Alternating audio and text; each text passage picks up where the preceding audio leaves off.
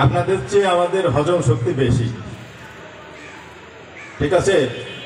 অনেক কথাই হজম করি, অনেক সময় হয়তো রাগ হয় তারপরেও হজম করি, অনেক সময় হাসি মুখেও অনেক কথা হজম করি, ঠিক আছে? এর অর্থ এই নয় যে আপনি যা খুশি তাই বলবেন, বলতে পারেন, কিন্তু আপনি মানুষ হিসাবে যে কেমন সেটা নিজেকে প্রশ্ন করেন। সবাই আইনের কথা বললেন, আইন মেনে চলার কথা বললেন। পুলিশ আইন মেনে চলবে, এই কারণে পুলিশের আইন আছে, বহু আইন আছে। পুলিশ আইন মেনে চলতেই চায়, এবং পুলিশ যে কারোর অধীনে মানে মন গড়া নির্দেশে চলবে না, এর জন্য 2007 সালে পুলিশ কমিশন গঠন করার জন্য বহুবার চেষ্টা করা হয়েছে, আজ পর্যন্ত সেটা গঠন হয়নি। কেন হয়নি সেটা মোটামুটি কম বেশি সবাই জানে। আমরা পুলিশে আছি, আমরা হয়তো একটু ভালো জানি, যেহেতু এটা আমাদের বিষয় ছিল। এই 5ই আগস্টের পরে আবার নতুন করে আমরা চেষ্টা করছি স্বাধীন পুলিশ কমিশন গঠন করার জন্য, ঠিক আছে?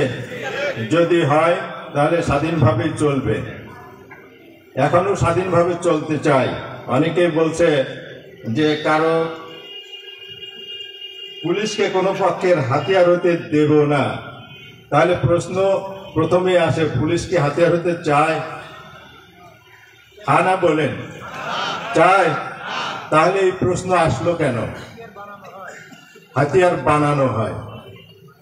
আর একটা জিনিস খুব অবাক লেগেছে, পুলিশই যে সবার শত্রু আজকের আলোচনায় উঠে এসেছে।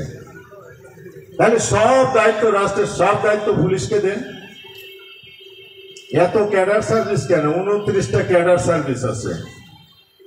সব আকামের গুরু ঠাকুরকে পুলিশ যা হয়েছে, কই আর কারো নাম তো নিলেন না, তাই না? এই জায়গায় কয়জন মানুষ আছেন? এই জায়গায় যদি 5,000 10,000 মানুষ থাকতো, একবার নিশ্চিন্তে আপনি আমাকে চিনতে পারতেন। কারণ কি, আপনার পোশাক আর আমার পোশাকের পার্থক্য আছে, তাই না? এই কারণে খুব সহজভাবে সব দায়ভার দিয়ে দিলেন পুলিশের। অকাম কি অন্য মানুষ কম করছে? অন্য ডিপার্টমেন্ট কম করছে? তাদের নাম যে একটু নিলেন না। সিংহভাগ দোষ পুলিশের দেন, কিন্তু আরেকজনের তো একটু দিতে পারতেন, তাহলে তো আমরা অন্তত সান্ত্বনা পেতাম যে না, আমাদের সাথে আরো কেউ ছিল, অকাম খালি পুলিশ করে না, তাই না?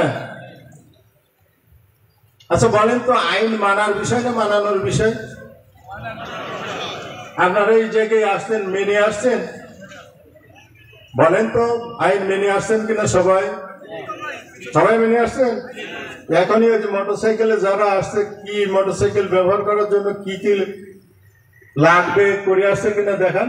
ভাবে কথা বলতে পারেন, আমি তো এইভাবে বলতে পারি না, ঠিক আছে?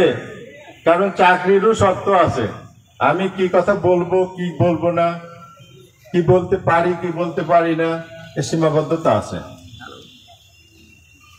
অনেকে অনেক জ্বালাময়ী বক্তব্য দিতে পারেন, আমরা কি পারি না? আমরাও পারি, কিন্তু এই যে পোশাক পরা আছে এই কারণে পারছি না, ঠিক আছে? এই বিষয়টা একটু মাথায় রাখতে হবে।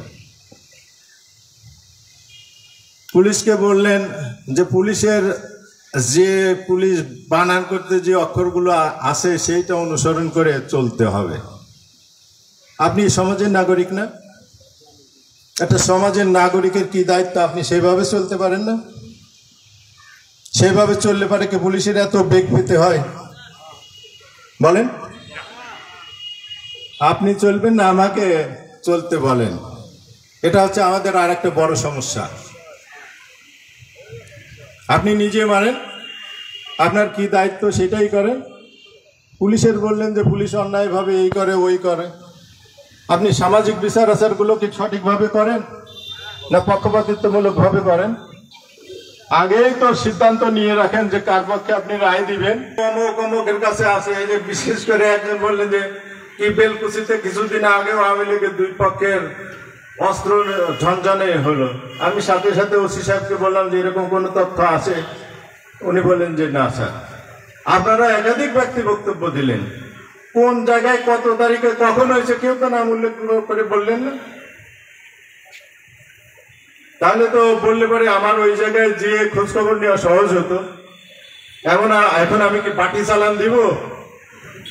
যেহেতু আমার পুলিশ বললো যে জানি না স্যার কোথায় হয়েছে, আমাদের নোটিশে নাই, তাহলে আমাকে পার্টি চালান দিতে হবে। হ্যাঁ, নতুন হোক আর পুরনো হোক এটাই বলতে পারতেন।